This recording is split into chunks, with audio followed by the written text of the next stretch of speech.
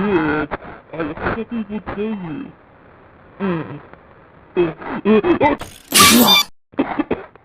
Sorry, Dad. I didn't get food out. To przestań!